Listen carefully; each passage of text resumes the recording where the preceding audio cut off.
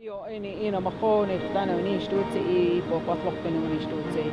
Io isi omione esione esione esione esione ishwa ishwa. Everyone say ishwa ishwa ishwa ina patlokte ni stutze. On a beach in La Jolla that was once an ancestral homeland for the Kumeyaay people, a traditional prayer was said for 25 Native American youth.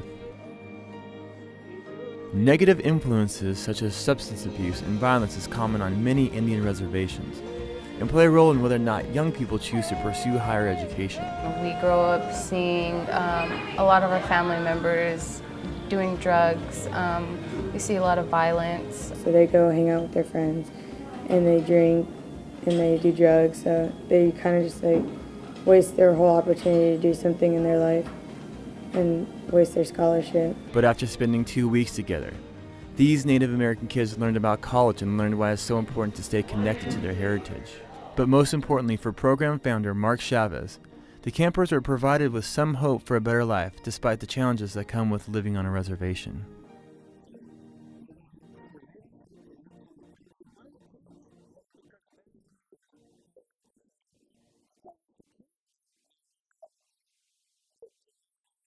What we're gonna do is we're gonna set up our tents first, and then you guys have the evening. Over the last 2 weeks, kids from the InterTribal Youth Summer camp were able to experience several things for the very first time.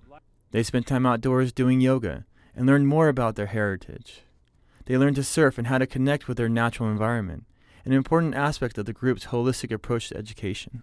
Just like all the activities they've set up for us, like I'm really grateful that I was able to do that here and meeting a bunch of my new friends. For Marc, he can only hope and pray what the kids learn in camp will prepare them as they head home.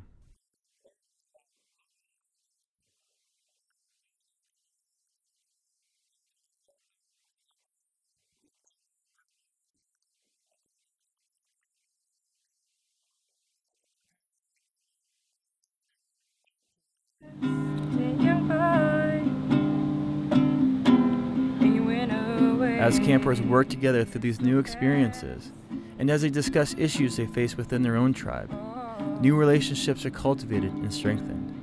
And meeting a bunch of my new friends, I met a lot, like almost all the girls here are my friends. Bear, Iris, they're like two closest to me, and I'm really grateful for them, even though they live far, but we'll still keep in touch. Like you meet new people and then y'all have that kind of bond and stuff. So like if you have like family, you know, that's good. The camp operates on a relatively small budget and relies on support from organizations like UCSD and Barona Indian Casino. We don't have a rope? While Marc works mostly on a volunteer basis, he's inspired by the change he sees in the kids. The change is obvious. It's obvious to myself, it's obvious to other professionals, and you see that you are validated.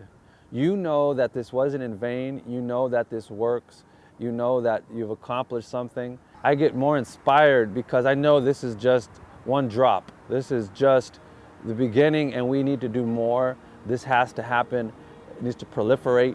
So it continues to motivate me to do more programs.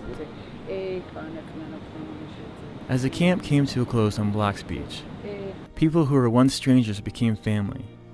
And as a family, they reclaimed their home that their ancestors had once possessed. And in doing so, the connection between the natives and the ocean were made once more through surfing. Really, there's the stuff that you can't explain, and that's like our program. It's something that is just natural. It just feels right. It's this aura. It's this smile, it's this light that happens when they first start surfing. These guys, the other day, we're gonna go tomorrow, we've only been out like twice. The second time, they're already catching waves by themselves here at Black's Beach. But the stuff that they cannot measure is the feeling and the magic, if you will, or the spirit that's happening. And when they're going out to surf, when you're looking at them, it's the spirit that you see ignited.